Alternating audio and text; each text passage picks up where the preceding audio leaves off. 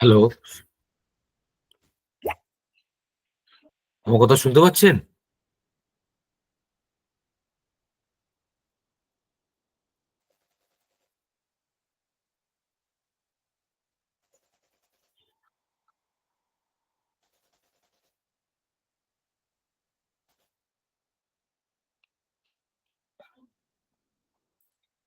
Hello? স্টুডেন্টরা ক্লাসে আসেনি বলে ফোন করেছো। হ্যাঁ, হ্যাঁ। স্যার তো ক্লাসে অপেক্ষা করছেন। দেবিদাস গ্রুপে মেসেজ করো, সবাইকে জয়েন করতে পারো। দেখো লিঙ্ক তো আগেই দেওয়া রয়েছে ভাই, ক্লাসে স্যার ওয়েট করছেন। ও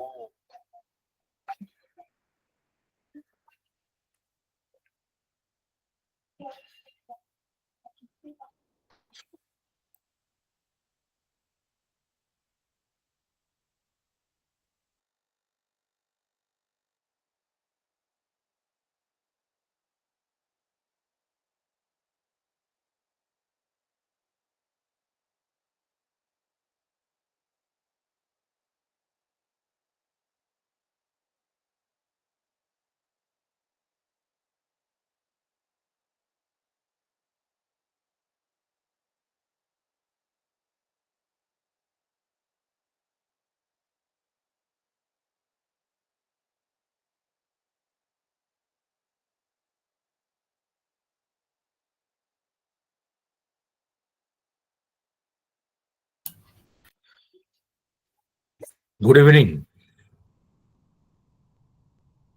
কথা শোনা যাচ্ছে আমার?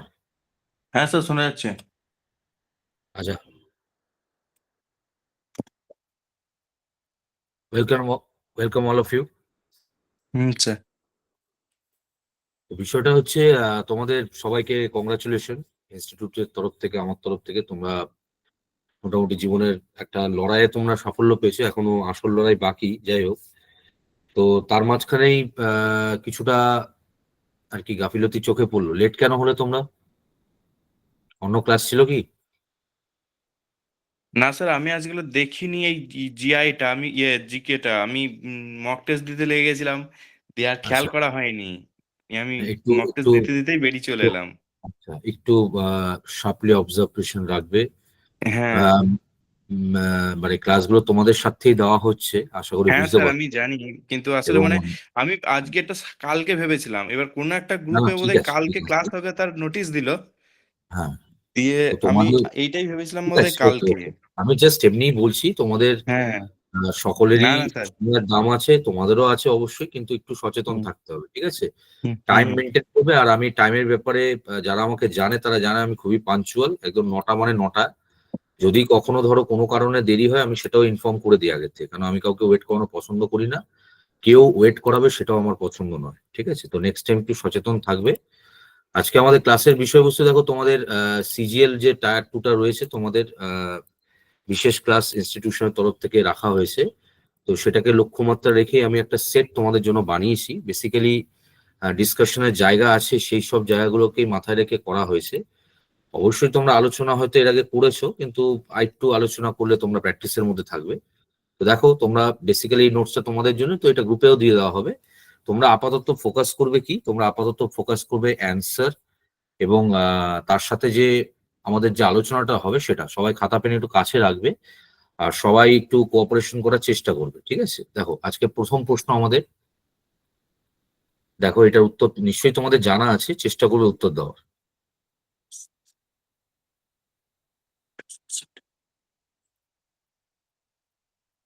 কনস্টিটিউয়েন্ট অ্যাসেম্বলি, গণপরিষদ, তাই তো? Constituent assembly that has framed hour constitution, আমাদের কনস্টিটিউশনটাকে তৈরি করেছে। তো সেই কনস্টিটিউয়েন্ট অ্যাসেম্বলি, এখানে বলা হয়েছে, এখানে ইন্ডিয়ান ন্যাশনাল কংগ্রেস কটি সিট জিতেছিল। সবাই দেখতে পাচ্ছ প্রেজেন্টেশন? একটু আমাকে কনফার্ম করবে সবার পক্ষ থেকে। হ্যাঁ স্যার। হ্যাঁ স্যার। ঠিক আছে, ভেরি নাইস। তো ইন্ডিয়ান ন্যাশনাল কংগ্রেস কটা সিট জিতেছিল, এখানে প্রশ্নটা রাখা হয়েছে। তো কারো জানা আছে উত্তরটা? 296। 296 একজন উত্তর দিয়েছে, আমাদের তোমাদের বন্ধু। এবার দেখো, কনস্টিটিউয়েন্ট অ্যাসেম্বলি, একটু আমি এটা এক্সপ্লেন করি তাহলে বুঝতে পারবে। কনস্টিটিউয়েন্ট অ্যাসেম্বলিতে বাবা টোটাল কটা সিট ধার্য করা হয়েছে 389। ভালো করে বোঝো, দরকার হলে চারটা লিখবে, এটাই কিন্তু আলোচনার বিষয়। শুধুমাত্র আমি উত্তরটা দাগালাম চলে গেলাম, এটা আলোচনা নয়। ঠিক আছে, তো কনস্টিটিউয়েন্ট অ্যাসেম্বলিটা টোটাল ইনিশিয়ালি যে সিট ছিল, টোটাল সিট সেটা ছিল 389। ঠিক আছে, যেটা গণপরিষদ বা যেটা মানে ক্যাবিনেট মিশন ধার্য করেছিল, ক্যাবিনেট মিশন বলেছিল 389 সিটস হবে। সেখান থেকে আমাদের যে প্রিন্সলি স্টেট এবং যে ব্রিটিশ আর কি প্রভিন্স, ঠিক আছে, ব্রিটিশ ইন্ডিয়া প্রভিন্স, যে 11টা প্রভিন্স ছিল, সেখান থেকে ধার্য করা হয়েছে 292টা সিট। 11টা প্রভিন্স ছিল আমাদের সেই সময়, যেমন বোম্বে, মাদ্রাস, ঠিক আছে, বোম্বে, মাদ্রাস, বেঙ্গল, পাঞ্জাব, ঠিক আছে, এরকম করে নর্থ ওয়েস্ট প্রভিন্স, আসাম, এরকম করে 11টা প্রভিন্স ছিল। তো সেখান থেকে টোটাল সিট ধার্য করা হয়েছিল 292। প্রিন্সলি স্টেট, দেশীয় রাজ্য যেগুলো ছিল, অনেক এরকম দেশীয় রাজ্য ছিল, বলা হয় 552টা দেশীয় রাজ্য ছিল। ঠিক আছে, তার মধ্যে 10টা ছিল ডিসপিউট, তো এই জন্য কোথাও কোথাও আর কি 552 বা 562 অ্যান্সার থাকে। যাই হোক, তো যেহেতু তোমরা মানে এসএসসি লেভেলের সেন্ট্রাল গভর্নমেন্টের পরীক্ষায় বসছো, তাহলে মাথায় রাখবে টোটাল প্রিন্সলি স্টেটের সংখ্যাটা ছিল 552। ঠিক আছে, তো 552টা সিট থেকে সিট ধার্য করা হয়েছিল 93। আর 4টে ছিল চিফ কমিশনারেট,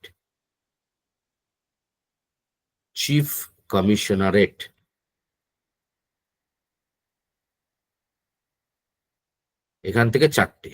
ঠিক আছে, চিফ কমিশনারেট, যেমন দিল্লি, আজমের, ব্রিটিশ বালুচিস্তান, ঠিক আছে, এরকম 4টে জায়গা থেকে, মানে 4টে আর কি চিফ কমিশনারেট অঞ্চল ছিল, সেখান থেকে 4টে ধার্য করা হয়েছিল। এবার এই জায়গা অবধি তোমরা ঠিক আছে, তোমরা উত্তর দিয়েছো, একজন দিলেন 296, কিন্তু এখানে মাথায় রাখতে হবে যে ব্রিটিশ ইন্ডিয়া প্রভিন্স থেকে যে 292টা সিট আর কি বরাদ্দ করা হয়েছিল, এইটা করা হয়েছিল কিন্তু কি ধর্মের ভিত্তিতে। আইএনসি কে ব্রিটিশরা মনে করতো এটা হিন্দুদের সংগঠন। এই আইএনসির জন্য বরাদ্দ করা হয়েছিল 210টা সিট। ঠিক আছে, কিন্তু এখানে এই আইএনসি 210টা সিটের মধ্যে লড়াই করেছিল। তো এখানে অনেক মুসলিম সদস্য ছিল, কিন্তু মূলত ব্রিটিশরা মনে করতো আইএনসি হচ্ছে একটা হিন্দুদের সংগঠন, তো তাদের জন্য বরাদ্দ ছিল 210। মুসলিম লীগের জন্য বরাদ্দ ছিল 78টা। তাহলে দেখো 210 আর 78, 288। আর 4টে ছিল শিখ কমিউনিটি, 4টে। তাহলে কি দাঁড়ালো, ব্রিটিশ ইন্ডিয়া প্রভিন্স যে 11টা প্রভিন্স ছিল, সেখান থেকে সর্বমোট 292টা সিট কি ছিল আর কি বরাদ্দ ছিল এই 11টা প্রভিন্সের যে আইনসভা রয়েছে, লেজিসলেচার রয়েছে, সেখানে ইনডাইরেক্ট ভোট হবে। ইনডাইরেক্ট ভোটের মাধ্যমে এই 292 জন সদস্য গণপরিষদে যাবে। এই গণপরিষদে 292 জনের মধ্যে 210 জন হচ্ছে তোমার যাবে ইন্ডিয়ান ন্যাশনাল কংগ্রেস থেকে, হিন্দুদের সংগঠন বলে মনে করা হতো। মুসলিম মানে এত 210 জন এখান থেকে প্রতিদ্বন্দ্বিতা করবে, কন্টেস্ট করবে। মুসলিম লীগ থেকে 78 জন আর শিখ কমিউনিটি থেকে 4 জন, এরকম ভোট হয়। এর মধ্যে 210টা সিটের মধ্যে কংগ্রেস জিতেছিল 208, মুসলিম লীগ 78টা সিটের মধ্যে জিতেছিল 73। ঠিক আছে, এবং শিখ কমিউনিটির তরফ থেকে 4 জনই জিতেছিল। তাহলে এবার দেখো উত্তরটা কিরকম দাঁড়ালো। তাহলে এখানে প্রশ্নটা কি করা হয়েছিল, যে কনস্টিটিউয়েন্ট অ্যাসেম্বলিতে যে ভোট হয়েছিল সেখানে কটা সিটে কংগ্রেস জয়লাভ করেছিল, তাহলে কি হবে উত্তর, কি হবে? 208। বোঝাতে পেরেছি কিছু? হ্যাঁ স্যার। ঠিক, ঠিক আছে। তাহলে প্রশ্নটা কিন্তু আরো ডেপথে গিয়েছিল, মানে তোমরা যেমন প্রশ্নটা পড়ো যে কনস্টিটিউয়েন্ট অ্যাসেম্বলি মেম্বাররা কিভাবে নির্বাচিত ছিল, তো পড়ো এই যে এখান থেকে যারা নির্বাচিত হয়েছিল ব্রিটিশ ইন্ডিয়া প্রভিন্স থেকে, তারা ছিল কি, তারা ছিল ইনডাইরেক্টলি ইলেক্টেড। প্রিন্সলি স্টেট থেকে যারা গেছিল তারা ছিল নমিনেটেড। আবার এই চিফ কমিশনারেট থেকে যে 4টে প্রদেশ থেকে গেছিল তারাও ছিল ইনডাইরেক্টলি ইলেক্টেড। তাহলে কনস্টিটিউয়েন্ট অ্যাসেম্বলির যারা মেম্বার ছিল they were indirectly elected and nominated. এবার এই ইনডাইরেক্টলি ইলেক্টেড তাহলে টোটাল কত ছিল, 292 জন এখান থেকে 11টা প্রভিন্স থেকে, আর চিফ কমিশনার থেকে 4 জন, তাহলে টোটাল 296 জন সদস্য ছিল indirectly elected in constituent assembly. তোমাদের মাথার মধ্যে হয়তো কোনো কারণে ওই ডিজিটটা বসে গেছে, কিন্তু প্রশ্নটা কিন্তু অন্য ছিল।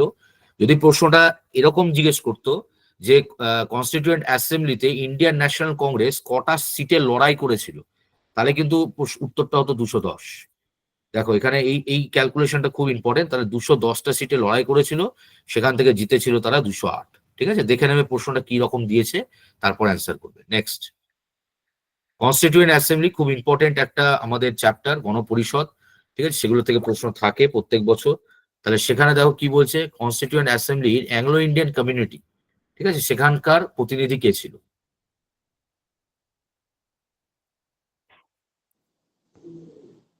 স্যার নমিনেটেড মেম্বার কতজন ছিল বললেন?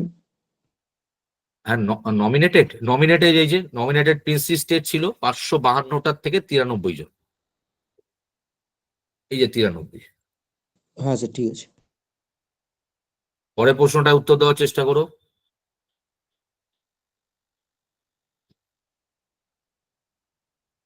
হু represented Anglo Indian community in the Constituent Assembly? Constituent অ্যাসেম্বলিতে যে অ্যাংলো ইন্ডিয়ান কমিউনিটি ছিল তাদের তরফ থেকে প্রতিনিধিত্ব করেছিল ফ্র্যাঙ্ক অ্যান্টনি। ভেরি ইম্পর্টেন্ট বাবা, ঠিক আছে, অ্যাংলো ইন্ডিয়ান কমিউনিটি। ওকে, এখান থেকে জাস্ট তোমাদের একটা কথা বলে রাখি, অ্যাংলো ইন্ডিয়ান কমিউনিটি এটা, এই যে কনস্টিটিউয়েন্ট অ্যাসেম্বলি গণপরিষদ, এটা ছিল ভারতের প্রথম আইনসভা। It was the first legislature or parliament of India. তো এখানে কনস্টিটিউয়েন্ট অ্যাসেম্বলিতে কি ছিল, অ্যাংলো ইন্ডিয়ান কমিউনিটির থেকে রিপ্রেজেন্টেশন ছিল। তো সেই রিপ্রেজেন্টেশনের নেতৃত্ব কে দিচ্ছিল, হেড কে ছিল ফ্র্যাঙ্ক অ্যান্টনি। এবার মজার বিষয় হচ্ছে, আমাদের যদি পার্লামেন্ট দেখি, তোমরা জানো পার্লামেন্ট, তো পার্লামেন্টের এখন যদি দেখো তুমি, লোকসভা যদি আমি বলি, লোকসভা আর রাজ্যসভা, তোমরা জানো আপার হাউস লোকসভা, আপার হাউস হচ্ছে তোমার রাজ্যসভা, লোয়ার হাউস লোকসভা। তো আপার হাউস রাজ্যসভায় কিন্তু কোনো কি নেই, রিজার্ভেশন নেই, নো রিজার্ভেশন, এটা মাথায় রাখবে, কোনো রিজার্ভেশন নেই, না এসসি এসটি, না তোমার অ্যাংলো ইন্ডিয়ান কমিউনিটিতে কোনো রিজার্ভেশন নেই, এটা মাথায় রাখবে, ঠিক আছে। আর লোকসভা থেকে কি আছে, লোকসভা থেকে রিজার্ভেশন ছিল আগে। আগে লোকসভাতে দুজন অ্যাংলো ইন্ডিয়ান কমিউনিটির মানুষ, কিন্তু দুজন অ্যাংলো ইন্ডিয়ান কমিউনিটির লোককে প্রেসিডেন্ট কিন্তু কি করতে পারতো, মনোনীত করতে পারতো। এটা আবার বলছি, আন্ডার দ্য আর্টিকেল 331, 331-এর মাধ্যমে প্রেসিডেন্ট অফ ইন্ডিয়া কি করতে পারতো, দুজন অ্যাংলো ইন্ডিয়ান আর কি কমিউনিটির মানুষকে লোকসভায় মনোনীত করতে পারতো। কিন্তু 1904 অ্যামেন্ডমেন্ট, 104th অ্যামেন্ডমেন্ট, খুব ইম্পর্টেন্ট, এটা মাথায় রাখবে, 2021-এর মাধ্যমে এটাকে অ্যাবলিস্ট করে দেওয়া হয়েছে। It is no longer exist. So right now there is no nomination procedure can be initiated in Lok Sabha. Previously, the President of India can nominate 2 persons from Anglo-Indian community to Lok Sabha under the Article 331. But by the amendment of 104, 2021, this provision has been abolished. Okay? Sir রাজ্যসভার ওই যেটা বললেন যে হ্যাঁ। কোনো ইয়ে থাকে না, ওই জায়গাটা একবার বলুন না। রাজ্যসভাতে কোনো রিজার্ভেশন থাকে না, মানে এই যে দেখো, লোকসভাতে যেমন এসসি এসটি রিজার্ভেশন থাকে, অ্যাংলো ইন্ডিয়ান রিজার্ভেশনটা ছিল, তুলে দেওয়া হয়েছে, কিন্তু কোন রকম রাজ্যসভায় কিন্তু রিজার্ভেশনের কোনো ব্যবস্থা নেই। তো তোমরা প্রেসিডেন্ট যেটা পড়ো, মনোনীত তো কিছু থাকে, আরে ওটা সেগুলো তো কি নমিনেটেড, রিজার্ভেশন নয়? নমিনেটেডটা কি রিজার্ভেশন হয়ে যায়? না, নমিনেটেড আলাদা। আচ্ছা আমি আচ্ছা জানতাম আচ্ছা। তুমি ওই জায়গাটা তুলবে। নমিনেটেড হুম, মানে হুম। হচ্ছে ওটা প্রেসিডেন্টের দ্বারা হয়। এবার এটা কাদের জন্য, আচ্ছা। এই নমিনেটেড মানে কি, এখানে যোগ্যতা দেখা হচ্ছে, ভালো করে বোঝো। রিজার্ভেশন মানে হচ্ছে যখন তুমি কাস্ট বেসিসে পাচ্ছ, তোমার আচ্ছা, আচ্ছা, যোগ্যতা আচ্ছা। পরের কথা, তুমি কাস্ট বেসিসে যখন পাচ্ছ সেটাকে বলে রিজার্ভেশন। কিন্তু এখানে 12 জন যাদের পাঠানো হচ্ছে, প্রেসিডেন্ট পাঠাচ্ছে, তারা কি এসসি এসটি নাকি? তারা প্রত্যেকটা আলাদা আলাদা ফিল্ডের তারা মাস্টার, তাই না? স্পোর্টস বলো, স্পোর্টসটা হ্যাঁ, হ্যাঁ। লাস্টে অ্যাড করেছে, স্পোর্টস থেকে শুরু করে লিটারেচার থেকে শুরু করে বিভিন্ন ফিল্ডে তারা মাস্টার, অভিজ্ঞ। সেই যোগ্যতার ভিত্তিতে তাদের পাঠানো হচ্ছে, তাহলে এটা কি করে রিজার্ভেশন হয়? কথাটা বুঝেছো? হুম, হুম। এটা হচ্ছে নমিনেশন। চলো নেক্সট, বলো।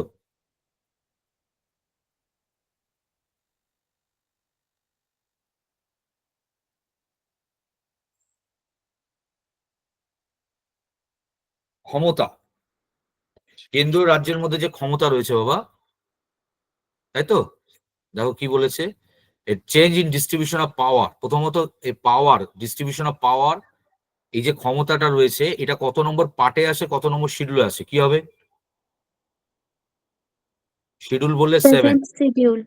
Very good, distribution of power, তাই তো, 7 শিডিউল, যেখানে আমরা 3টে লিস্ট পাই, তাই তো, union list, union list, state list আর কনকারেন্ট লিস্ট, সবাই একমত তো?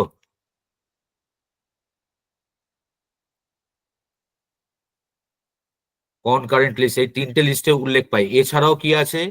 এছাড়াও এর বাইরে একটা লিস্টের কথা উল্লেখ রয়েছে, সেটাকে কি বলা হয়? এর বাইরে এই তিনটে লিস্ট, রেসিডুয়ারি। রেসিডুয়ারি পাওয়ার কত নম্বর আর্টিকেল? 248। রেসিডুয়ারি পাওয়ার, রেসিডুয়ারি পাওয়ার অবশিষ্ট ক্ষমতা, এরও উল্লেখ ভারতীয় সংবিধানে রয়েছে। তো এই যে ডিস্ট্রিবিউশন, ধরো কোনো রকম পরিবর্তন যদি করতে হয়, সেটা কে করতে পারে বা কিভাবে করতে পারে? কি হবে অ্যান্সার? সেটা কি ইউনিয়ন গভর্নমেন্ট হবে? বাবা, ইউনিয়ন গভর্নমেন্ট তো সবসময় চাইবে পরিবর্তন করতে। সেটা কি তাহলে তো ইউনিয়ন গভর্নমেন্ট নিজের ইচ্ছা মতো নিজের স্বার্থে বা নিজের পক্ষে করে নিতে পারে, তাই না? সেটা কি এককভাবে ইউনিয়ন গভর্নমেন্টের হাতে ক্ষমতা থাকার কথা বা থাকতে পারে? কি মনে হয়? মানে স্যার এটা পার্লিয়ামেন্ট, যেটা স্যার মনে হচ্ছে, এরপরে অপশনে তো হ্যাঁ, নেই। Amending the constitution. অবশ্যই। এখানে দেখো এত ভাবারই কিছু নেই বাবা। তুমি দেখো একটু জাস্ট লজিক্যালি দেখো, কোশ্চেনটা কিন্তু খুব সোজা, কিছুই না। মানে যা কিছু যদি পরিবর্তন করতে হয়, সেটা তো অ্যামেন্ডমেন্টের মাধ্যমেই করতে হবে না? পাওয়ার, ডিস্ট্রিবিউশন অফ পাওয়ার যদি করতে হয়, তাহলে সেটাও তো তোমার যদি চেঞ্জেস কিছু আনতে হয়, সেটাও তো অ্যামেন্ডমেন্টের মাধ্যমেই হবে। বুঝেছো? কোশ্চেনটা সোজা, জাস্ট মানে একটু জটিল ভাবে হয়তো তোমরা ভেবে ফেলছিলে নাকি? হ্যাঁ, প্রেসিডেন্সিয়াল অর্ডারে হতে পারে, ভালো করে বোঝো। প্রেসিডেন্সিয়াল অর্ডারে হতে পারে যদি সেটা এমার্জেন্সি হয়। ভালো করে বোঝো। In case of financial emergency, মনে আছে আমাদের পড়েছিলাম ফিনান্সিয়াল এমার্জেন্সি বাবা? কত নম্বর আর্টিকেল আছে? 360। 360। 360। তো যদি কখনো ফিনান্সিয়াল এমার্জেন্সি হয়, তাহলে সেক্ষেত্রে কি হতে পারে? এই যে সেন্ট্রাল আর স্টেটের মধ্যে যে ফিনান্সিয়াল রিলেশন আছে, সেটা পরিবর্তিত হতে পারে, সেটা প্রেসিডেন্ট বাই অর্ডার করতে পারে। কিন্তু এখানে তো কোথাও এমার্জেন্সির কথা উল্লেখ নেই, সাধারণ অবস্থায় বোঝে। তাই সাধারণ অবস্থায় জাস্ট অ্যামেন্ডমেন্ট অফ কনস্টিটিউশন করেই সেটা করা সম্ভব। ঠিক আছে? ক্লিয়ার? হ্যাঁ স্যার। স্যার। নেক্সট, এটা কি হবে বাবা?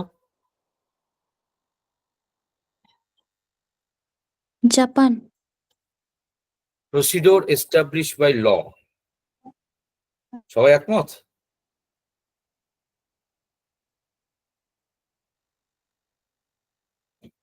একটু বলো, তোমরা চেষ্টা করো, একজন দুজন উত্তর দিচ্ছ, বাকিরা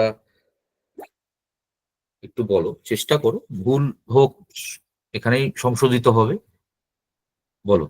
আচ্ছা, জাপান বলেছে, তাহলে তোমার কে বললে এটা বাবা? আমি স্যার, মেঘা।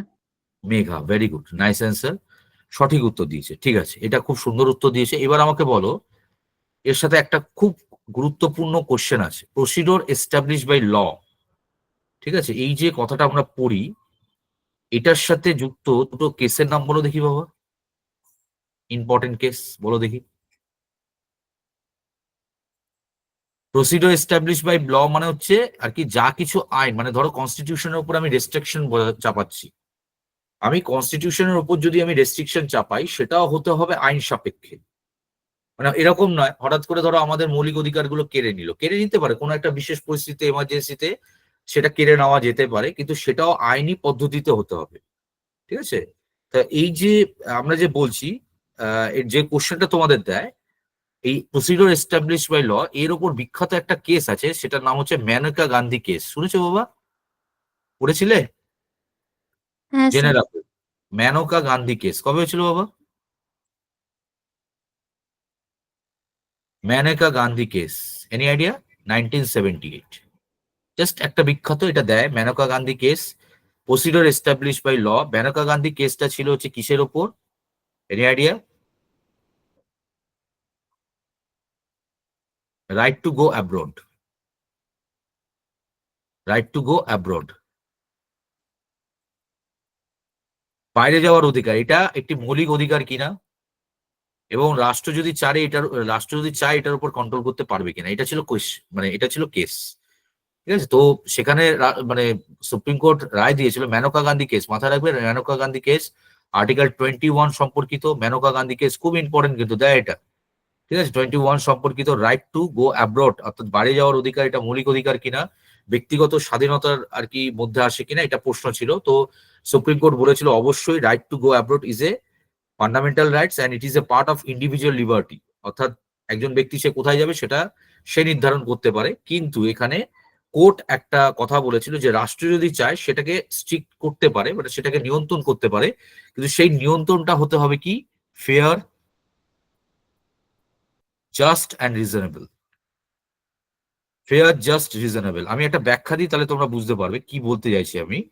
ধরো এখন বাংলাদেশের পরিস্থিতি আমরা জানি, ঠিক আছে, তুমি অ্যাজ এ ব্যক্তি হিসাবে তুমি বাংলাদেশ যেতে চাইছো, তোমার ব্যক্তি স্বাধীনতা, কিন্তু ধরো আমাদের সরকারের তরফ থেকে ঘোষণা করা হলো যে বাংলাদেশে একটা বিজ্ঞপ্তি দিয়ে ঘোষণা করা হলো যে বাংলাদেশে যাওয়া যাবে না। এবার তুমি তার বিরোধিতা করতেই পারো, যে তুমি বলতেই পারো যে ব্যক্তি হিসাবে আমার বাংলাদেশে আমি যেতে চাইছি আমি ব্যক্তিগত কারণে। এবার ব্যাপারটা হচ্ছে রাষ্ট্র যখন বারণ করছে, মানে যখন ধরো বাংলাদেশে যেতে বারণ করছে, সে কিন্তু তার সাপেক্ষে যুক্তি দিয়ে বারণ করতে হবে। মানে রাষ্ট্রকে বলতে হবে, সরকারকে বলতে হবে কেন বাংলাদেশে যেতে বারণ করা হচ্ছে। তাহলে রাষ্ট্রকে কি করতে হবে, তাকে উল্লেখ করতে হবে যে বাংলাদেশে এখনকার পরিস্থিতি কি, এখন ধরো সেখানে ভায়োলেন্স চলছে, সেখানে ধরো রাইটিং চলছে, তাহলে তাকে সেগুলোকে কোটেশন দিয়ে উল্লেখ করে সেখানে কি অবস্থা সেটাকে উল্লেখ করে তোমাকে বারণ করতে হবে। এটাকে বলছে ফেয়ার, জাস্টিস অ্যান্ড রিজনেবল। তোমাকে বারণ করতে পারে কিন্তু সেটা ফেয়ার, জাস্ট অ্যান্ড রিজনেবল হতে হবে। এবার তোমাকে বারণ করা হলো, কিন্তু যেহেতু ব্যক্তি স্বাধীনতা এবং কোনোভাবে আমরা জানি 20 আর 21 হস্তক্ষেপ করা যাবে না, তাহলে তোমার কাছে অপশন থাকতে তুমি চাইলে যেতে পারো। এবার যেহেতু রাষ্ট্র কি বলছে, রাষ্ট্র যেতে বারণ করছে, তুমি চাইলে যেতে পারো, কিন্তু তারপর যদি তোমার কোনো বিপদ হয় সেক্ষেত্রে রাষ্ট্র কোনো দায়ভার গ্রহণ করবে না। এটাই হচ্ছে জিনিস, মানে তোমাকে রাষ্ট্র হয়তো একটা রেস্ট্রিকশন দিচ্ছে, কিন্তু সেটা ফেয়ার, জাস্ট, রিজনেবল হতে হবে, কোনো কিছুর প্রেক্ষিতে হতে হবে, কোনো কিছু ভিত্তিতে হতে হবে, কিন্তু সেটা আবার যেহেতু 21 কে কোনোভাবে রেস্ট্রিক্ট করা যাবে না, তো তোমার আবার ব্যক্তি স্বাধীনতা রয়েছে, তো তুমি যেতে পারবে, কিন্তু সেক্ষেত্রে রাষ্ট্র কোনো দায়ভার গ্রহণ করবে না। বুঝতে পেরেছি জিনিসটা? হ্যাঁ স্যার। বাকিরা সমস্যা হলে জানাবে কিন্তু। হ্যাঁ স্যার, ঠিক আছে, বুঝেছি। ঠিক আছে, মেনকা ঠিক আছে, গান্ধী স্যার। কেস মাথায় রাখবে, প্রসিডিওর এস্টাবলিশ বাই ল। ওকে, চলো নেক্সট, জাপান থেকে নেওয়া হচ্ছে কনসেপ্ট। চলো, কনকারেন্ট লিস্ট এক্ষুনি আলোচনা করলাম, 3 ধরনের লিস্ট। এ ধারণা কোথা থেকে নেওয়া হয়েছে? Australia.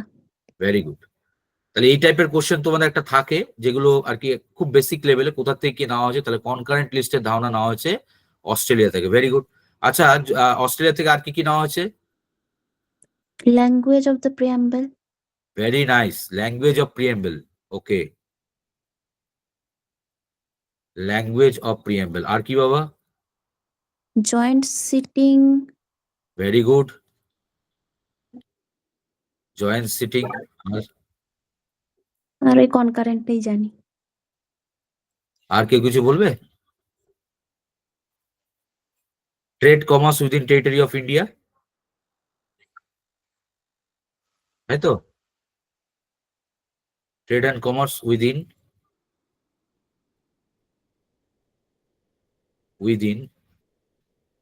The territory of India, তাই তো? এই হচ্ছে অস্ট্রেলিয়া থেকে এগুলো নেওয়া হচ্ছে, মাথায় রাখবে। তাহলে শুধুমাত্র ওই কনকারেন্ট লিস্ট নয়, তার সাথে এগুলো মাথায় রাখবে, কাজে দেবে। Trade and commerce within the territory of India কত নম্বর পার্টে আছে? পার্ট কত বাবা?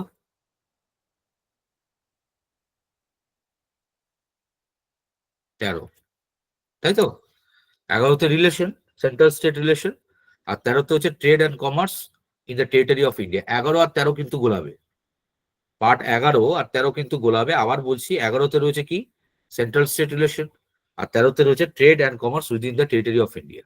ওকে, চলো ভালো করে প্রশ্নটা পড়ে উত্তর করো।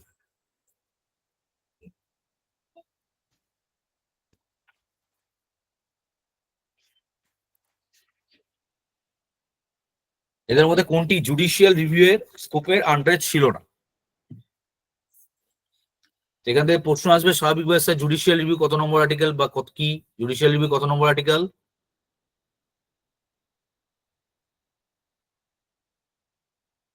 কি হবে বাবা? 13, তাই তো? জুডিশিয়াল রিভিউ সবাই শুনতে পাচ্ছ তো? হ্যাঁ স্যার।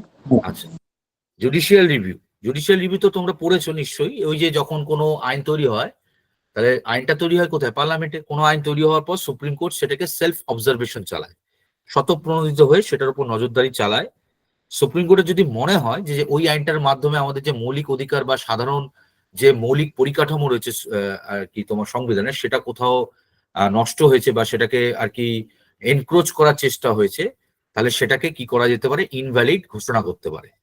ঠিক আছে, সুপ্রিম কোর্ট সেই আইনটিকে ইনভ্যালিড ঘোষণা করতে পারে। এটাকেই বলা হয় জুডিশিয়াল রিভিউ। ঠিক আছে, স্কোপ অফ জুডিশিয়াল রিভিউ এর কনসেপ্ট কোথা থেকে নেওয়া হয়েছে বাবা? ইউএসএ। এগুলো পরীক্ষায় দেয় বেসিক কনসেপ্ট। ঠিক আছে, জুডিশিয়াল রিভিউ কনসেপ্ট নেওয়া হচ্ছে ইউএসএ। তো এবার প্রশ্নটা দিয়েছে যে এটা কোনটা এর অধীনে ছিল না। তো অ্যান্সার হচ্ছে আর্টিকেল মানে 9th 9 শিডিউল। ঠিক আছে, 9 শিডিউলে কি আছে? ওই ল্যান্ড রিফর্ম বোধহয়। Land reform. এক সময় ছিল না এটা, এখন বলছে ওয়াজ, মানে এখন আছে, এখন সবকিছু এর অধীনে চলে এসছে। তো একটা সময় ছিল না, দ্যাট ইজ ল্যান্ড রিফর্ম যেটা রয়েছে শিডিউল আর কি 9 আসে, তাই তো? যেটা আর কি প্রথম অ্যামেন্ডমেন্টের মাধ্যমে অ্যাড করা হয়েছিল, ফার্স্ট অ্যামেন্ডমেন্ট। 9 শিডিউল ফার্স্ট অ্যামেন্ডমেন্টের মাধ্যমে অ্যাড করা হয়েছিল 1951-এ। ভেরি গুড, চলো।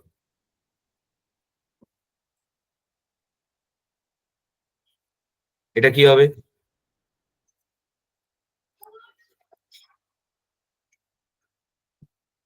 কানাডা।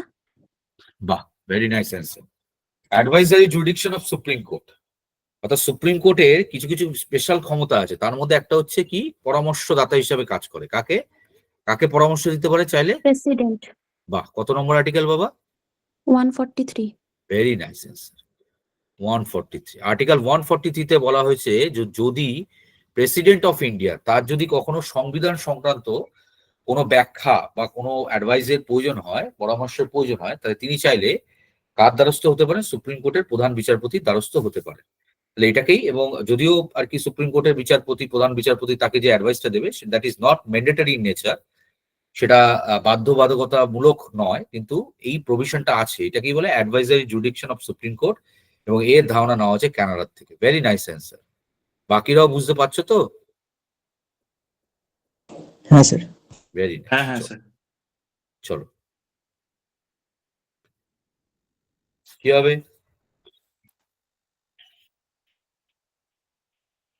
এটা একদম বেসিক প্ল্যানিং কোশ্চেন। কমিশন। একদম তাই তো, planning commission. Right answer is planning commission. কারণ এইগুলো সবকটার জন্য দেখো, এই যে দেখো ইলেকশন কমিশন কত নম্বর পার্ট বাবা? ইলেকশন কমিশন কত নম্বর part? 14। Part 15। Sorry 15 sorry. Part 15 আর্টিকেলও বরাদ্দ রয়েছে 324 থেকে। এগুলো মুখস্থ রাখতে হবে, হ্যাঁ, করতে করতে হয়ে যাবে। কিন্তু এই পাবলিক সার্ভিস কমিশন পার্ট 14, এটা পার্ট 14, তাই তো? পাবলিক সার্ভিস কমিশন 315 থেকে শুরু হচ্ছে। 315 থেকে 23। ভেরি গুড, এই তো। ফিনান্স কমিশন কত নম্বর পার্টে আছে বাবা? 5 না, আর্টিকেল এক্ষুনি বলে দেবে, দেখো আর্টিকেল কত। 280। কেন ওটা প্র্যাকটিস করছো, পার্টটা তো আর প্র্যাকটিসের মধ্যে নেই, ওর জন্য আটকে যাচ্ছে। পার্টটা কত হবে? পার্টটাও একটু খেয়াল রাখবে, 12। বুঝেছো? 280টা যতটা সোজা ভাবে বলো, পার্টটাও বলা প্র্যাকটিস করো। তাহলে ফিনান্স কমিশন পার্ট 12 এর মধ্যে আসছে আর্টিকেল 280। আমরা দেখলাম পাবলিক সার্ভিস কমিশন পার্ট 14 এর মধ্যে আসছে আর্টিকেল 315 থেকে 23। আর ইলেকশন কমিশন পার্ট 15 324 থেকে 329। কিন্তু এর জন্য দেখো কোনো পার্ট না আর্টিকেল বরাদ্দ রয়েছে। তার কারণটা কি? তার কারণ এটা এর অংশই নয়, সংবিধানের কোনো উল্লেখ নেই, তাই তো? তাহলে প্ল্যানিং কমিশন কবে গঠিত হয়েছিল বাবু? বাচ্চাদের প্রশ্ন, কবে? 1951। এই কি বলছো? 15th March 1950। 5 ইয়ার প্ল্যান শুরু হয়েছিল 1951-এ। ও হ্যাঁ। তাহলে 15th মার্চ, মার্চটা মাথায় রাখবে। তোমাদের কিন্তু কোশ্চেন দেয় এরকম, যে প্ল্যানিং কমিশন কবে গঠিত হয়েছে? মার্চ 1950, ফেব্রুয়ারি 1950। তাহলে 15th মার্চ 1950। তাহলে what is the status of planning commission? এটা হচ্ছে নন কনস্টিটিউশনাল, তাই তো? নন এটাকে তো কনস্টিটিউশনাল। স্ট্যাটিউটারিও বলা হয়। স্ট্যাটিউটারি মানে বিধিবদ্ধ। সে তো এটা তো প্ল্যানিং কমিশন তোমার একটা পার্লামেন্টারিয়ান অ্যাক্টের মাধ্যমে তৈরি হয়েছে। তাহলে পার্লামেন্টারিয়ান রেকগনিশন পাচ্ছে মানে তো সেটা স্ট্যাটিউটারি, সেটা নিয়ে কোনো সমস্যা নেই। তাহলে non constitutional statutory non executive body. ঠিক আছে, নন এক্সিকিউটিভ বডি, মেইনলি কাজ কি? অ্যাডভাইজারি। তাহলে এর ডেফিনেশনটা কি হবে? Planning commission is a non constitutional non executive statutory body, definitely parliamentary অ্যাক্টের মাধ্যমে হচ্ছে, মানে statutory body, And what is the nature of planning commission? It is mainly an advisory body. এর কাজ হচ্ছে অ্যাডভাইস করা, তাই তো?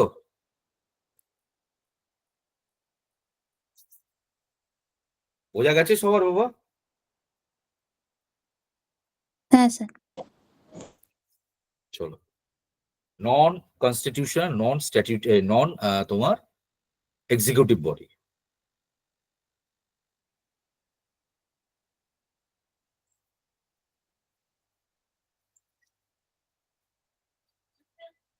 নট কারেক্ট বলছে, দেখে না, which of the statement is not, এটা আবার ছোট হয়ে গেল, দাঁড়া এক মিনিট।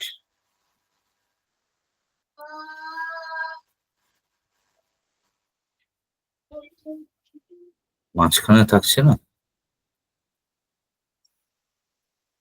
আচ্ছা দেখো, which statement is not correct in case of sovereign India, কি হবে?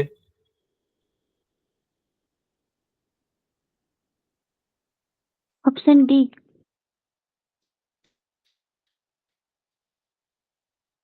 অপশন ডি, তাই তো? হ্যাঁ স্যার। ঠিক, অপশন ডি। কেন বাকিগুলো তো মানে কারেক্ট। ইন্ডিয়া যে দেখো, independent, not dependent to any country, অবশ্যই we are not calling to any country. India can get give any part of the country to other country by parliamentarian amendment, সেটাও করতে পারে। কিন্তু যেটা নয় সেটা হচ্ছে ইউনাইটেড নেশন এর অব্লিগেশন শুনতে আমরা বাধ্য নই, আমরা কারোর কথা শুনতেই বাধ্য নই, ঠিক আছে? নেক্সট। স্যার স্ক্রিনটা দেখতে পাচ্ছি না। এই রে, বাকিরাও একই অবস্থা নাকি?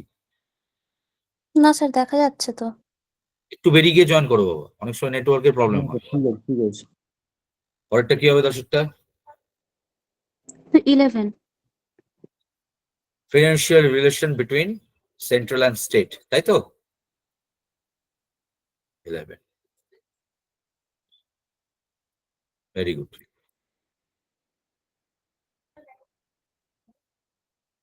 বাকি পার্টও আছে, চিন্তা নেই।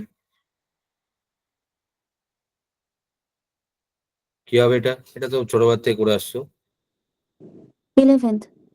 ইয়েস, পঞ্চায়েত। তাহলে পঞ্চায়েত নিয়ে আলোচনা কত নম্বর শিডিউল আছে? 11th। 11th। পঞ্চায়েতের অধীনে কতগুলো সাবজেক্টস হয়েছে? 29। 29। প্রশ্ন না উত্তর ছিল বাবু? না, মানে 29 আর 18-র মধ্যে কনফিউজড ছিলাম। না না, 18টা, মাথায় রাখবে পঞ্চায়েতের ক্ষমতা বেশি, তাহলেই মাথায় রাখবে। ঠিক আছে, পঞ্চায়েতের ক্ষমতা বেশি 29, 18 হচ্ছে মিউনিসিপ্যালিটিস, তাই তো? কততম হ্যাঁ। অ্যামেন্ডমেন্টে পঞ্চায়েত আইন পাস হয়? 73rd। সালটা বলো। 1992। কার্যকারী হয় এটা জানা নেই। 1993, পরের বছর। হ্যাঁ, দেখে নেবে কার্যকারী হয়েছে দিয়েছে না পাস হয়েছে কবে। যদি পাস বলে পঞ্চায়েতি আইন কবে পাস হয়, তাহলে 73rd অ্যামেন্ডমেন্ট 1992। আর কবে এটি কার্যকারী হয়, ইমপ্লিমেন্টেশন হয় 1993। ওকে, পঞ্চায়েত গঠনের উল্লেখ কত নম্বর আর্টিকেলে রয়েছে ভারতীয় সংবিধানে?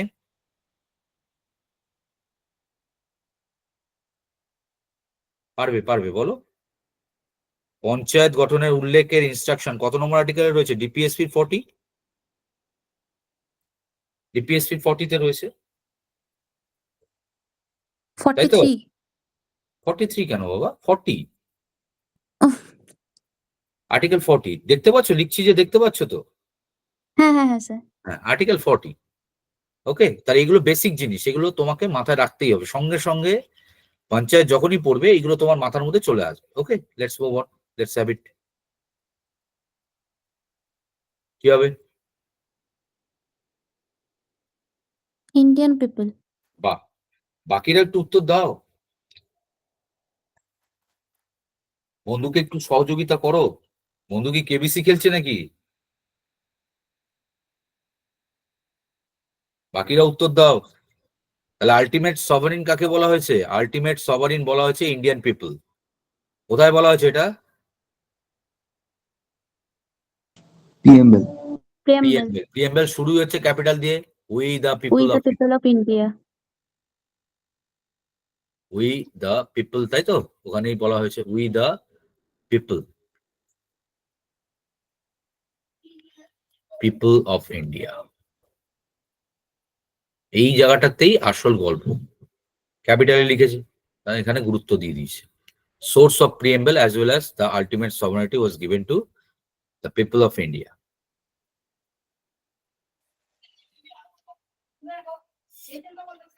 The term India, Union of India refers to, এর মানেটা কি?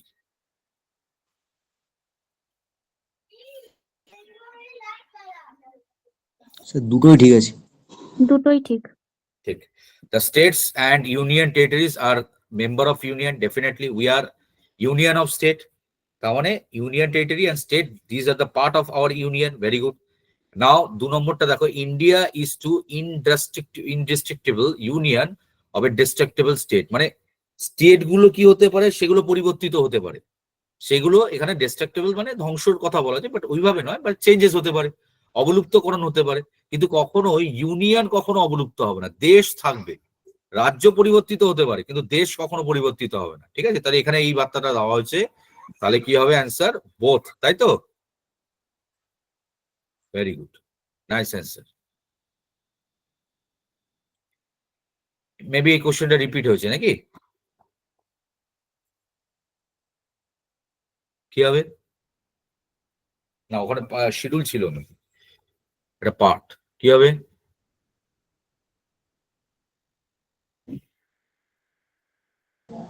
Part 9 sir. হ্যাঁ, এখানে দেখো এটা একটু মানে সবচেয়ে বেশি গুলিয়ে ফেলে স্টুডেন্টরা মিউনিসিপ্যালিটিস দিলে, মিউনিসিপ্যালিটিস, বুঝেছো? কেন পার্ট 9 এ রয়েছে পঞ্চায়েত, আর 9A 9A তে মিউনিসিপ্যালিটি। 9A তে রয়েছে মিউনিসিপ্যালিটি। এবার বাচ্চারা কি করে, বাচ্চারা এটাকে ওই পঞ্চায়েত থেকে 9A করে আর মিউনিসিপ্যালিটি থেকে 9B করে চলে আসে। এটা হয়, এটা পরীক্ষা হলে তোমাদেরও হতে পারে, টু বি অনেস্ট। হ্যাঁ স্যার, ওটাই মনে হচ্ছে। হ্যাঁ, ওটাই আমি বলছি, ঠিক আছে? এটা এটা হয়, এটা কমন পারসেপশন, ঠিক আছে? তো সেখান থেকে আমি বুঝি যে বইগুলো হয়। তো একটু মাথাটা ঠান্ডা রাখবে, মাথা রাখবে কিছু একটা গন্ডগোল আছে। পঞ্চায়েতটাকে রাখা হয়েছে কোথায়? 9 বাবু। আর মিউনিসিপ্যালিটিসটাকে রাখা হয়েছে 9A, আর কোঅপারেটিভটাকে রাখা হয়েছে 9B তে। বি। বি, হ্যাঁ, এই জায়গাটা মাথায় রাখবে। 9 A, 9 B, panchayat, municipalities or corporation, মানে কোঅপারেটিভ সোসাইটি। তাহলে এখানে অ্যান্সার কি হবে?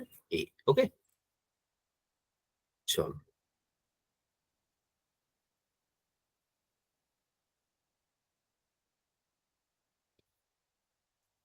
Ladakh, lieutenant governor. Lieutenant governor. আচ্ছা, অ্যাডমিনিস্ট্রেশন কোথায় আছে বাবা? অ্যাডমিনিস্ট্রেটর কোথায় কোথায় বলা হয়? এটা খুব ভালো প্রশ্ন একটা দেয়, ঠিক আছে? অনেকেই খেয়াল করে না, আমরা পড়ি লেফটেন্যান্ট গভর্নর, হ্যাঁ, মানে বেশিরভাগ ইউনিয়ন টেরিটরি কি আছে? Lieutenant governor. কিন্তু 3টে এরকম ইউনিয়ন টেরিটরি আছে যেখানে অ্যাডমিনিস্ট্রেটর রয়েছে। এই ফর্মুলাটা হচ্ছে লাখ দাদি চাঁদনি, লাখ দাদি চাঁদনি, এইভাবে মাথায় রাখবে। লাখ দাদি চাঁদনি, লাখ মানে লাক্ষাদ্বীপ, লাক্ষাদ্বীপে যে আর কি হেড তাকে বলা অ্যাডমিনিস্ট্রেশন। দাদি মানে হচ্ছে দাদরা অ্যান্ড নগর হাভেলি, সেখানে হচ্ছে অ্যাডমিনিস্ট্রেশন, এবং অবশ্যই দমন অ্যান্ড দিউ, এখন তো দুটো মার্জ হয়ে গেছে। আর চাঁদনি মানে কি, কি হবে? Chandigarh. Chandigarh.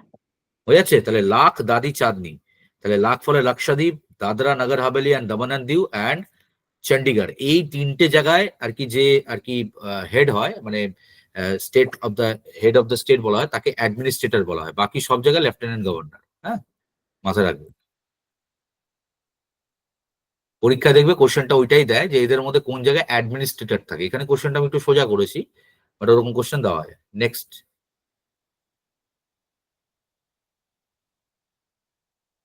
Captain Mohan Singh. Commander in chief, তাই তো?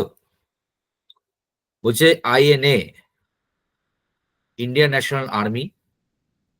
তাহলে এইটি তৈরি হয়েছিল কার হাত ধরে? যদি বলতে এরকম প্রশ্নটা করা হতো, কার হাত ধরে তৈরি হয়েছিল? সুভাষচন্দ্র বোস। না, সুভাষচন্দ্র বসু বাবা অনেক তার পরে। আগে ওই রাসবিহারী বোস ছিলেন। রাসবিহারী বসু, মূলত রাসবিহারী বসুর উদ্যোগেই তৈরি হয়েছিল, ঠিক আছে? এবং এর প্রথম কমান্ডার ইন চিফ হয়েছিলেন, একদম সঠিক উত্তর মোহন দিয়েছে, সিং। ক্যাপ্টেন মোহন সিং, ঠিক আছে? কিন্তু এর যদি ফাউন্ডার বলে তাহলে কিন্তু তোমরা করবে অবশ্যই রাসবিহারী বোস। পরবর্তীকালে কি করা হয়েছিল? হ্যান্ড ওভার করা হয়েছে সিঙ্গাপুরে 4 জুলাই, তাই তো? এই ডেটগুলো একটু মাথায় রাখবে, তোমাদের কাজে দেবে। সুভাষচন্দ্র বসুর আগে হাতে হ্যান্ড ওভার করা হয়। দ্য পাওয়ার অফ অ্যাটর্নি যেটাকে বলে, ইন্ডিয়ান ন্যাশনাল আর্মি এর দায়িত্ব। নেক্সট,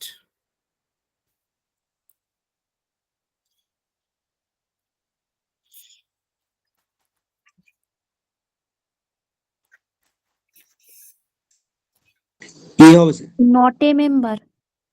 যখন আমাদের দেশ স্বাধীনতা পায়, গান্ধীজি কিন্তু তিনি জাতীয় কংগ্রেস থেকে বেরিয়ে গেছিলেন।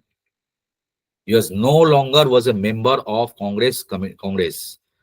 ঠিক আছে, এটা তোমরা মাথায় রাখবে, এটা খুব গুরুত্বপূর্ণ। যখন আমরা স্বাধীনতা লাভ করি তখন তিনি কলকাতায় ছিলেন, তো তার আগেই তিনি কি করেছিলেন, তিনি জাতীয় কংগ্রেস ত্যাগ করেছিলেন।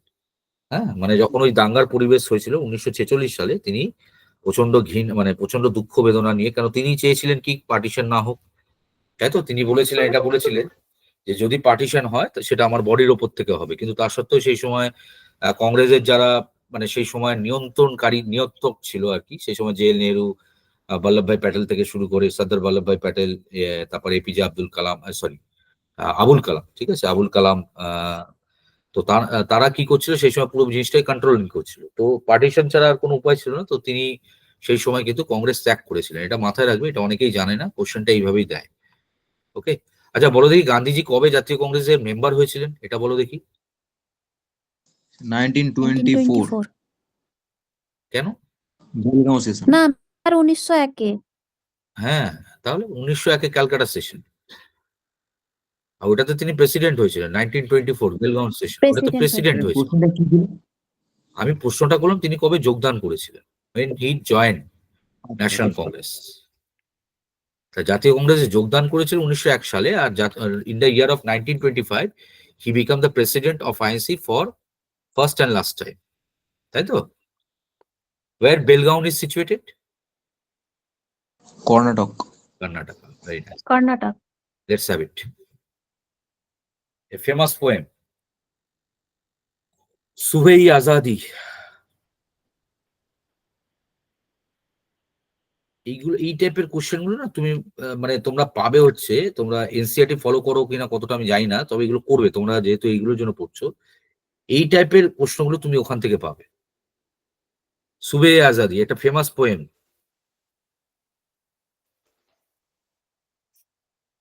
কে লিখেছিল? Faiz Ahmed phase.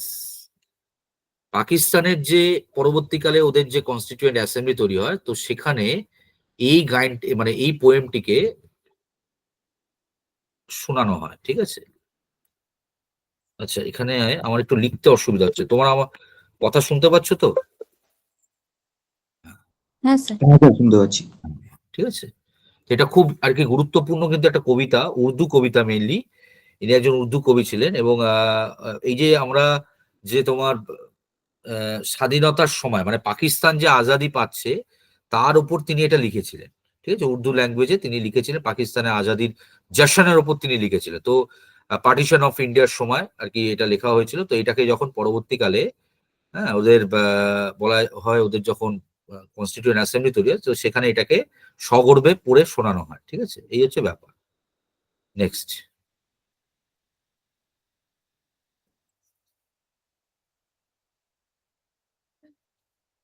Constituent অ্যাসেম্বলির idea প্রথম কবে তোলা হয়েছিল, কে তুলেছিল?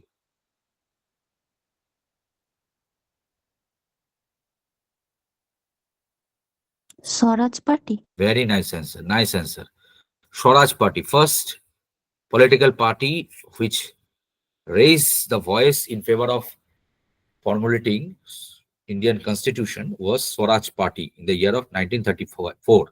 ঠিক আছে, মাথায় রাখবে, এটা খুব ভালো প্রশ্ন এবং খুব ভালো উত্তর। স্বরাজ পার্টি কবে তৈরি হয়েছিল বাবা? 1923 1 জানুয়ারি। বাহ, 1 জানুয়ারি। ফার্স্ট প্রেসিডেন্ট আর সেক্রেটারি কে ছিল? ওই যে সিয়ার দাস আর মতিলাল নেহেরু নেহেরু। ছিলেন সেক্রেটারি আর চিত্তরঞ্জন দাস ছিলেন প্রেসিডেন্ট। হ্যাঁ, প্রেসিডেন্ট ছিলেন সিয়ার দাস, তাই তো? আর হ্যাঁ। সেক্রেটারি ছিলেন কে? মতিলাল নেহেরু। মতিলাল নেহেরু। Very good. আচ্ছা, এই চিত্তরঞ্জন দাস, দেশবন্ধু চিত্তরঞ্জন দাস, তিনি কবে মারা গেলেন? 1925। ভেরি নাইস, 1925 তিনি মারা গেলেন, ঠিক আছে। মেয়র কবে হয়েছিলেন? কি sir? Mayor he became the first mayor of Calcutta corporation 1920 জানা নেই। 1924, ঠিক আছে? 1924 ক্যালকাটা মিউনিসিপ্যালিটির তিনি প্রথম মেয়র হয়েছিলেন। আর সুভাষচন্দ্র বসু হয়েছিলেন সিইও, চিফ এক্সিকিউটিভ অফিসার। ওটা কবে হয়েছিলেন? হ্যাঁ বাবা, ওই একই সাথে। হুম, আচ্ছা। দেখো, মানে যে বছর 1924 সালে তোমার চিত্তরঞ্জন দাস তিনি কি হলেন, মেয়র হলেন, তার সাথে সিইও হয়েছিলেন সুভাষচন্দ্র বসু। আবার মাথা রাখবে 1930 সালে সুভাষচন্দ্র বসু মেয়র হয়েছিলেন অফ ক্যালকাটা ওকে। কর্পোরেশন, ঠিক আছে? এটাও দেয়, সুভাষচন্দ্র বসু 1930 সালে মেয়র হয়েছিল কলকাতা কর্পোরেশন।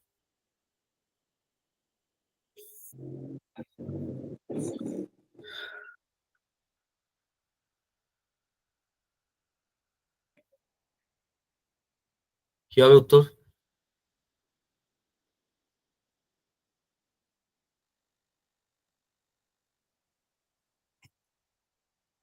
বোঝা গেল?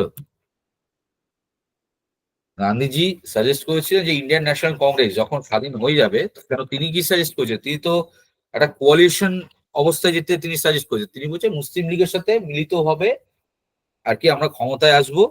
এবং যদি সেটা মনে হয়, তিনি মোহাম্মদ আলী জিন্নাহকে আর কি এটা বলেছিলেন যে যদি তোমার মনে হয় যে ইন্ডিয়ান ন্যাশনাল কংগ্রেস বেশি ক্ষমতা ভোগ করছে, তাহলে এই রাজনৈতিক দলটাকেই আমরা কি করব আর কি এক প্রকার এটাকে ওয়াইন্ড আপ করে দেবো, ঠিক আছে? আমরা একটা মানে আলাদা রাজনৈতিক দল হিসাবে একসাথে আমরা কোয়ালিশন গভর্নমেন্ট চালাবো, এরকম আইডিয়াও তিনি আর কি পুষে ফেলেছিলেন সেই সময় দাঁড়িয়ে, ঠিক আছে? হু of the suggested the winding up মানে তুলে দেওয়া আর কি, সোজা কথা, প্যাকেজ করে দেওয়া।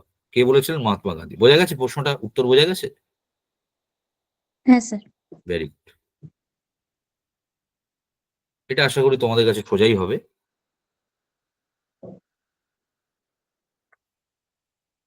কি হবে বাবা? বম্বে। না কেন, এ কি? ওয়েস্ট বেঙ্গল। ও আচ্ছা। ওয়েস্ট বেঙ্গল, বি আর আম্বেদকর তিনি ওয়েস্ট বেঙ্গল থেকে কি করেছিলেন, তিনি রিপ্রেজেন্ট করেছিলেন, ঠিক আছে? ক্লিয়ার হয়েছে? এটা কিন্তু খুব ইম্পর্টেন্ট, মাথায় রাখবে।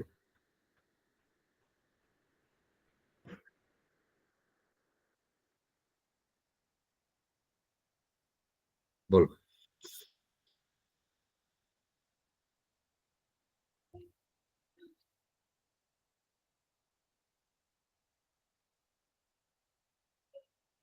কি হবে?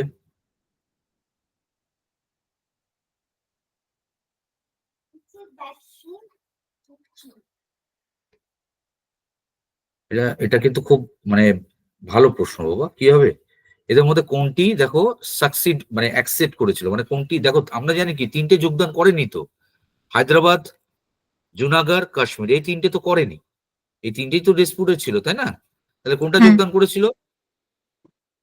মাইসোর। ক্লিয়ার? কি বললাম, প্রশ্নটা বুঝতে পারোনি নাকি? হ্যাঁ স্যার, ওটাই বুঝতে পারিনি। হ্যাঁ, বাকিরা কি বলছো? ক্লিয়ার হয়েছে কি বলতে চাইছে? হ্যাঁ স্যার, বুঝেছি। হ্যাঁ, মানে কে যোগদান করতে রাজি হয়েছিল, ঠিক আছে? কে মানে কোনটি যোগদান করতে, তো হায়দ্রাবাদ। আচ্ছা, কাশ্মীর কবে যোগদান করলো ফাইনালি ইন্ডিয়াতে? এই তো স্যার রিসেন্ট করলো না? হ্যাঁ বাবা। স্যার এই কাশ্মীর রিসেন্ট যেটা করলো ওটাই কি হবে? না না, কাশ্মীর অফিসিয়ালি ভারতে যোগদান করেছিল 26 অক্টোবর 1947, অফিসিয়াল, আচ্ছা। ঠিক আছে? এটা ও দেয় না। কিন্তু, মাথায় রাখবে, এটা লিখে নেবে। কাশ্মীর অফিসিয়ালি ওই যে instrument of accession, instrument instrument of অ্যাকসেশন,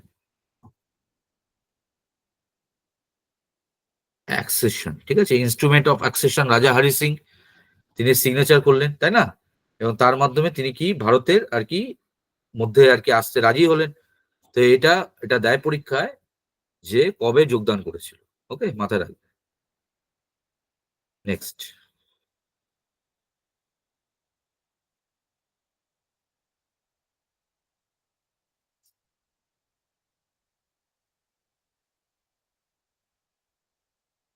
কি হবে?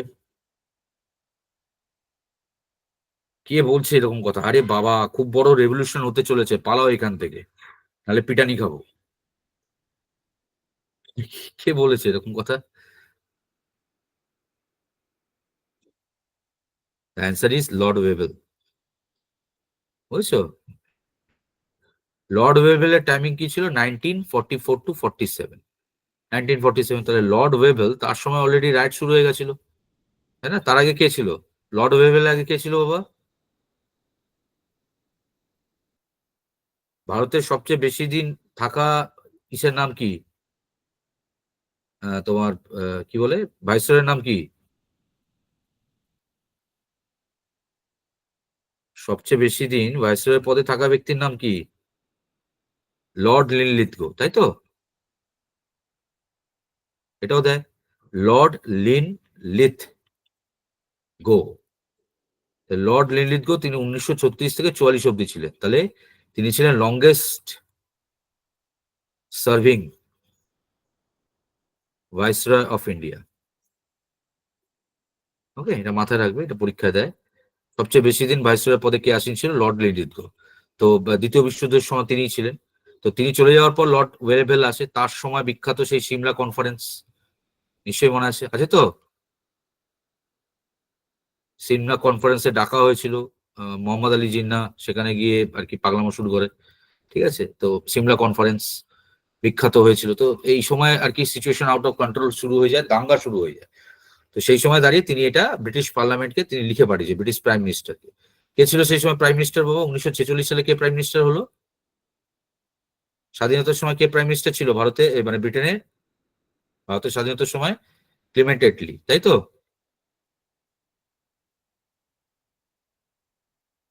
ভারতের স্বাধীনতার সময় ব্রিটিশ প্রাইম মিনিস্টার কে ছিল? ক্লিমেন্ট এটলি, তো সবাই একমত তো? হ্যাঁ। হ্যাঁ হ্যাঁ স্যার। স্যার। কোন দল থেকে ছিল ক্লিমেন্ট এটলি? পরীক্ষা দেয় তো? ক্লিমেন্ট এটলি কোন দলের ছিল? স্যার জানতাম, মনে পড়ছে না এই মুহূর্তে। আচ্ছা, লেবার পার্টি, ঠিক আছে, অত চাপ লেবার দেওয়া পার্টি, দরকার। হ্যাঁ। লেবার পার্টি, অত চাপ নেওয়া দরকার, এই তো প্র্যাকটিস সেশন তোমাদের, যাতে কিছু উপকারে আসি ওর জন্য, ঠিক আছে? পার্টি, ওকে, লেবার পার্টি। তো এই লেবার পার্টির তখন আর কি সবে ক্লিমেন্ট এটলি হয়েছে, তাকে সে চিঠি লিখেছে, বলে তাড়াতাড়ি তাড়াতাড়ি পালাও পালাও, এখানে রেভলিউশন হবে। এটা শুনে ক্লিমেন্ট এটলিও ভয় পেয়ে গেছে, সে ক্যাবিনেট মিশন পাঠিয়ে দিয়েছে। ব্যাপারটা বুঝেছো? এই হচ্ছে ব্যাপার। নেক্সট বলো, এটা তো তোমাদের কাছে খুবই সোজা প্রশ্ন নিশ্চয়ই। First governor general of independent India কে ছিল?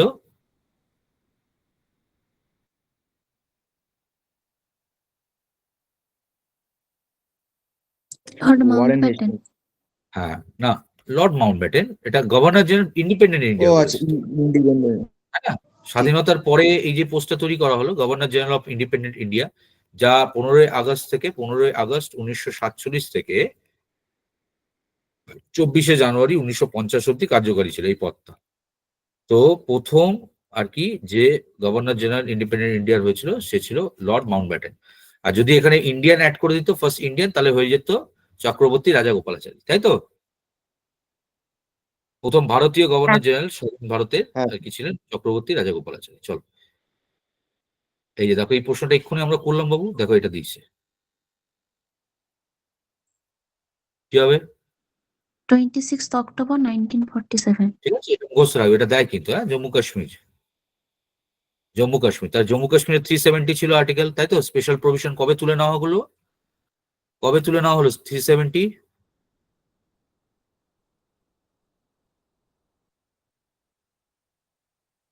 এটা কিন্তু খুব ইম্পর্টেন্ট প্রশ্ন। আর্টিকেল 370 কবে তোমার তুলে নেওয়া হলো বাই প্রেসিডেন্সিয়াল অর্ডার? কি হবে?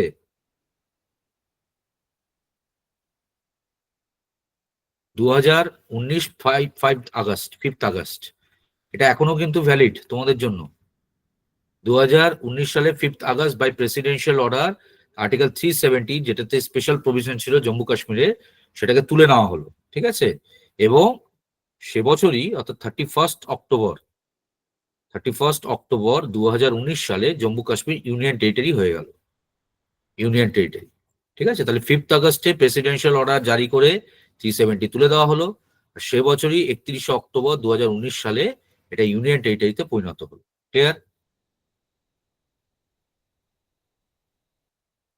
হ্যাঁ স্যার। আচ্ছা, আমি জাস্ট দেখো তোমাদের জন্য আমি কারেন্ট অ্যাফেয়ার্সটা দিয়েছি। এবার ব্যাপারটা হচ্ছে আমি তোমাদের কাছে একটা রিকোয়েস্ট করবো, সেটা হচ্ছে তোমরা তোমাদের তরফ থেকে বলো কোন জায়গাটা করালে তোমাদের বেটার হবে।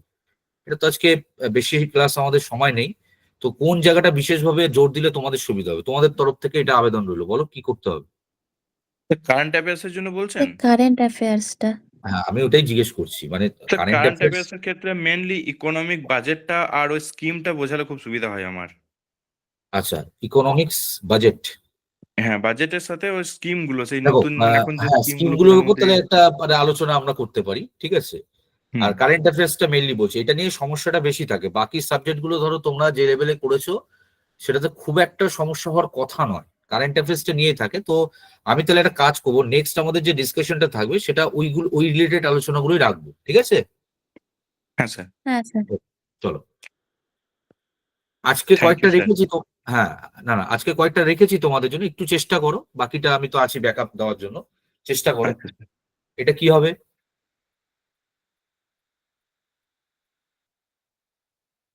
দিল্লি হতে পারে। দিল্লি? দিল্লি বাবা না যদি স্যার, বলে। ইন্দোর। না, ইন্দোর, ইন্দোর, ভেরি গুড। ঠিক ইন্দোর আছে, স্যার। ইন্দোর। হ্যাঁ, যদি এটা বলতো তোমার ফার্স্ট গ্রিন গ্রিন এয়ারপোর্ট তাহলে দিল্লি, ঠিক আছে, কিন্তু এখানে বলছে জিরো ওয়েস্ট এয়ারপোর্ট, তাহলে হচ্ছে Indore airport. Very nice answer. ঠিক আছে, ইন্দোর কোথায় অবস্থিত? মধ্যপ্রদেশ। মধ্যপ্রদেশ, তাই তো। এমপি। আচ্ছা, এমপির মুখ্যমন্ত্রীর নাম কি বাবা?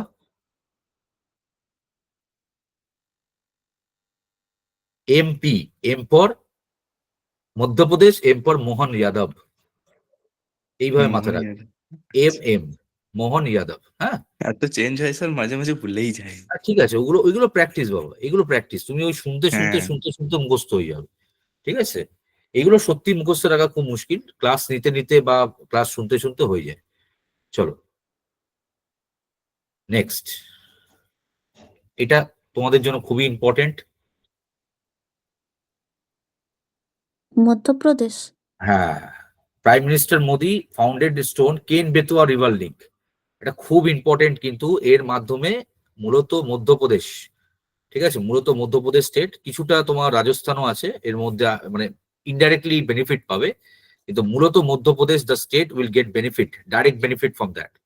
ওকে, তো এই টাইপের যে প্রজেক্ট গুলো থাকে, যেগুলো ধরো রিসেন্টলি তোমার ইনিশিয়েটিভ নেওয়া হয়েছে, সেগুলো আমি নেক্সট দিন আমার ক্লাসে অ্যাড করে দেবো, ঠিক আছে। আজকে জাস্ট তোমাদের একটা আভাস পেয়ে গেলাম যে কোন জায়গাটা কি দরকার, আমি সেই অনুযায়ী এগাবো। ওকে, ভেরি গুড। চলো, আমি সোজা প্রশ্নই দিয়েছি কারেন্ট অ্যাফেয়ার্স থেকে, কি হবে?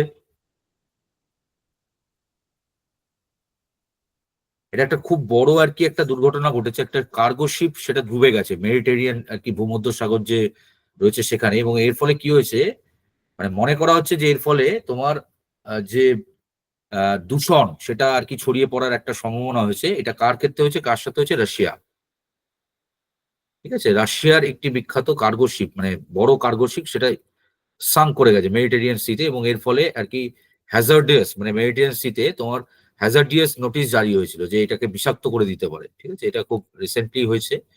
এটা হচ্ছে অ্যান্সার, রাশিয়া। নেক্সট, এটা তো নিশ্চয়ই খবরের শিরোনামে পেয়েছো। রাশিয়া। রাশিয়া। তাহলে এই টাইপের কোশ্চেন গুলো তোমরা আশা করতে পারো, যেগুলো খুব আলোচনার মধ্যে রয়েছে। কয়েকটা যাবে মাথার উপর দিয়ে, মানে একটু খুবই কঠিন, আর কয়েকটা হয়তো ভেরি সিম্পল থাকবে। তো ওরকমই কোশ্চেন নেক্সট দিনও পাবে, যে কয়েকটা পাচ্ছ তোমার কনফিডেন্স বুস্ট হবে, আবার কোথাও গিয়ে মনে হবে না একটু পড়তে হবে, বুঝেছো তো, ওরকমই। অ্যান্সারটা হচ্ছে Russia, very good, nice answer. চলো, আজকে লাস্ট প্রশ্ন আমি তোমাদের উদ্দেশ্যে, পরের দিন আবার এগুলোকে নিয়ে আমরা আলোচনা করব। ফার্স্ট জিওলজি মিউজিয়াম ভারতের কোথায় শুরু হলো?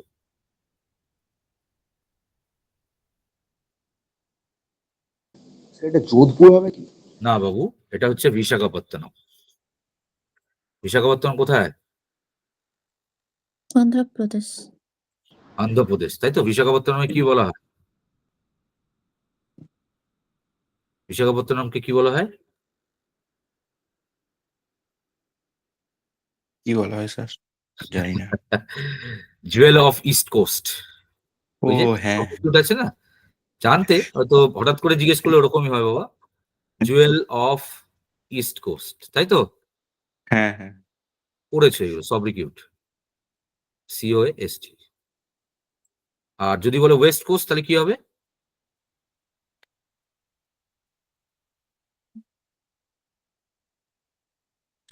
Mumbai. Jewel of west coast কাকে বলা হয় বাবু? গুজরাট। কি বললাম বুঝছো? মানে ওই গুজরাট যে প্রভিন্সিয়াল মানে যে জায়গাটা রয়েছে গুজরাট, গুজরাট রিজিয়নটাকে বলা হয়, ঠিক আছে, jewel of west coast. Okay, clear? হ্যাঁ স্যার। ঠিক আছে, তাহলে মোটামুটি আমরা নেক্সট দিন কারেন্ট অ্যাফেয়ার্স এর উপর একটু জোর দেবো, আর ফিনান্সিয়াল যে পার্টটা তুমি বললে সেটা, তার সাথে স্ট্র্যাটেজিকের পার্টটা আমরা করে নেবো কিছুটা, ঠিক আছে? কবে থেকে কবের মধ্যে করলে সুবিধা হবে বলো, তোমরা মান্থ বলো, তোমরা একটু রিভিশন করে রাখবে তাহলে তোমাদের সুবিধা হবে, বলো।